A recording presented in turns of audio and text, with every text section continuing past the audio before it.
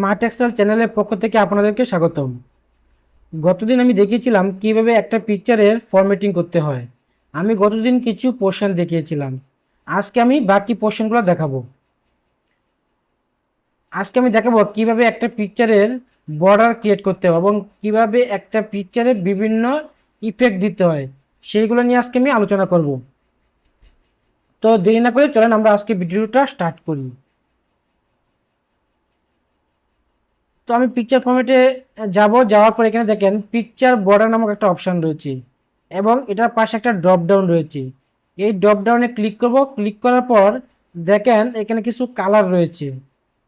আমি যদি এখানে রেড কালারটা ইউজ করি তাহলে দেখেন এই পিকচারের চারপাশে যে বর্ডার রয়েছে এই বর্ডারটা রেড কালার। আমি এখন যদি চাই এই চারপাশের বর্ডারটা একটু মোটা করে দিব, সেক্ষেত্রে আমাকে কি করতে হবে, সেক্ষেত্রে এখানে দেখেন ওয়েট নামে একটা অপশান রয়েছে। এই ওয়েট অপশানে গিয়ে আপনি আপনার ইচ্ছে মতো এটাকে চিকন বা মোটা করতে পারবেন। তো আমি এটাতে ক্লিক করলাম। এখন দেখেন বর্ডারটা ভালোভাবে বোঝা যায়। তো আপনি যদি রেড কালার ইউজ না করে অন্য কোনো কালার ইউজ করতে চান তাহলে আপনি এখান থেকে আপনার পছন্দ মতো কালার বাছাই করতে পারবেন।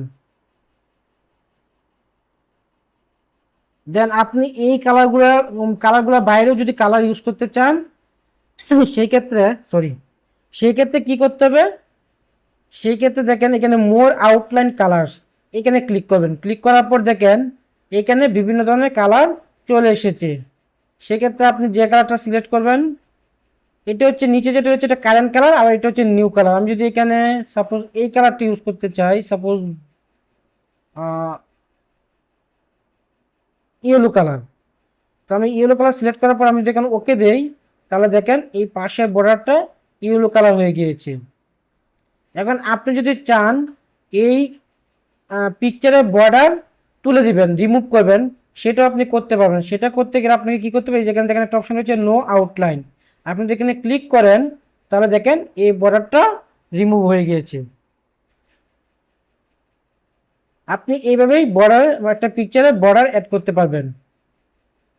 তো বাকি অপশনগুলো আমি বাকি অপশনগুলো আপনি দেখে নেবেন। আপনি যত প্র্যাকটিস করবেন তত আপনি এটাতে এক্সপার্ট হয়ে যাবেন। নেক্সট আসি পিকচার ইফেক্ট নিয়ে। তো আমি পিকচার ইফেক্টের ডান পাশে যে ড্রপডাউন চিহ্নটা রয়েছে সেই ড্রপডাউনে ক্লিক করলাম। ক্লিক করার পর দেখেন এখানে একটা রয়েছে কি প্রিসেট অপশান। তো দেখেন আপনি যখন এই কার্সারটাকে মুভ করবেন তাহলে দেখেন পিকচারের ফরম্যাটিংটা কী হয়ে যাচ্ছে, চেঞ্জ হয়ে যাচ্ছে।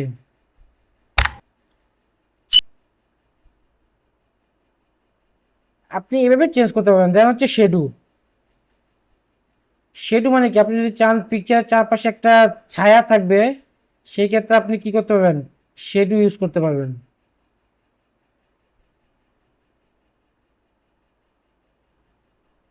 আপনি যদি এখানে শেডু অপশানে যান তাহলে দেখবেন আপনি এখানে যদি সাপোজ এখানে আমি ট্রান্সপারেন্সি কমিয়ে দিচ্ছি, বাড়িয়ে দিচ্ছি, পিকচারের ফরম্যাটিংটা চেঞ্জ হচ্ছে। আপনি যদি রিফ্লেকশনটা কি করেন, বাড়িয়ে দেন তাহলে দেখেন এই পিকচার নিচে একটা শেডু পড়েছে।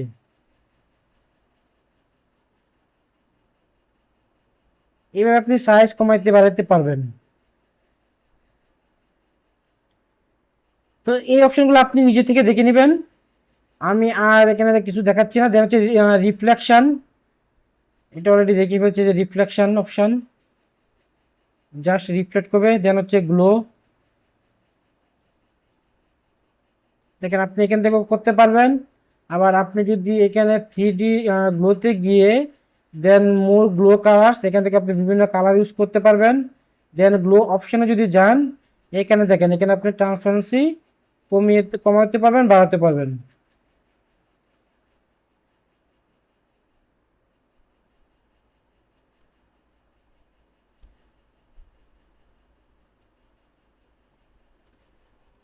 তো আমি পিকচারটাকে আগের পজিশনে নিয়ে যাই। ওকে, এখন পিকচার ইফেক্টে গিয়ে যদি আমি ভেবেল অপশানে যাই তাহলে দেখেন বিভিন্ন ধরনের ভেবেল রয়েছে।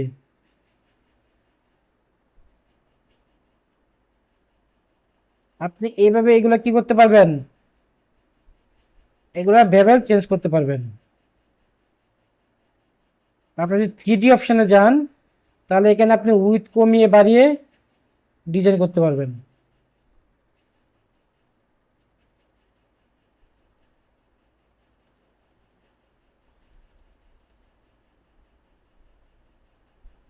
আপনি ম্যাটেরিয়াল চেঞ্জ করতে চান, ম্যাটেরিয়াল চেঞ্জ করতে পারবেন এখান থেকে।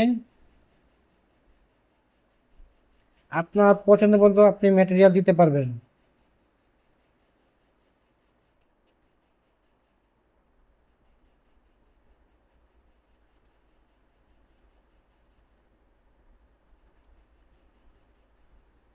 তো এটা হচ্ছে লাইটেনিং অপশান। দেন হচ্ছে 3D রোটেশন। আমি এখানে যদি যাই, দেখেন পিকচার ইফেক্টে যাওয়ার পর 3D রোটেশন। এইভাবে আপনি পিকচারটা কোন রোটেশনে দিতে চাচ্ছেন সেই রোটেশনে আপনি এটা চেঞ্জ করতে পারবেন।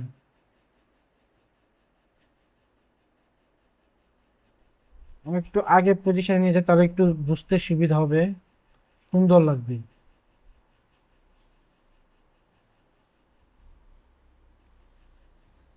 পিকচার ফরম্যাটে যাওয়ার পর পিকচার ইফেক্টে গিয়ে 3D রোটেশন।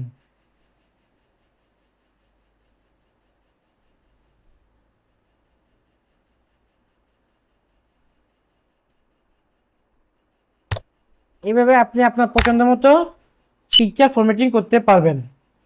নেক্সট আমি যেটা যে অপশনে যাব সেটা হচ্ছে ক্রপ অপশন। এই ক্রপ অপশনে গিয়ে যদি আপনি যদি কোনো একটা পিকচার কাটতে চান আপনার সাইজ অনুযায়ী, সেটা আপনি এই ক্রপের মাধ্যমে করতে পারবেন। যদি আমি ক্রপে ক্লিক করি তাহলে দেখেন এখানে একটা বর্ডারের মতো দেখা যাচ্ছে। আপনি এই বর্ডারের উপর ক্লিক করে জাস্ট এটাকে নিচের দিকে নিয়ে আসবেন, বা আপনি যেভাবে চাচ্ছেন যতটুকু চাচ্ছেন এতটুকু নিয়ে আসতে পারবেন।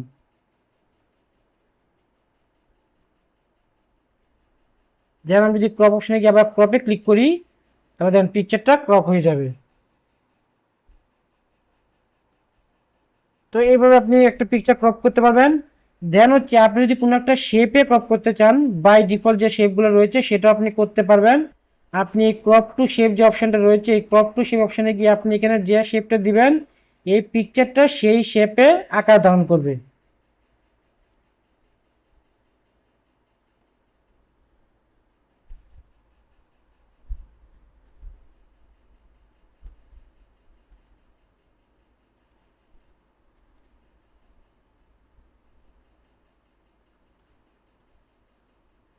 এভাবে আপনি একটা পিকচার বিভিন্ন ফরম্যাটিং করতে পারবেন।